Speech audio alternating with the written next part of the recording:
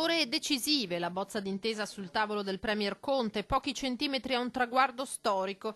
Il ministro per gli affari regionali Erika Stefani che preme per avere il via libera all'autonomia entro domani al vaglio del Presidente del Consiglio le richieste di Veneto, Lombardia ed Emilia-Romagna. Parla di riforma storica il governatore Luca Zaia, fiducioso che si stia per passare dalle parole ai fatti dopo le dichiarazioni del vice premier Matteo Salvini, secondo cui il Consiglio dei Ministri sta per compiere il primo passo del percorso verso maggiori competenze alle 3 regioni. Ma direi di sì, anche perché la fonte autorevole va nella direzione che tanto sperata. Abbiamo lavorato tanto, il progetto del Veneto lo si sa, è il progetto originario ed è il primo ad essere stato concluso. Il fatto che ci sia finalmente questo passaggio in Consiglio dei Ministri ci permette di dire che dopo l'approvazione della famosa intesa, che non è altro che la bozza di contratto tra la Regione del Veneto e il governo italiano, l'autonomia dovrebbe avere inizio concreto.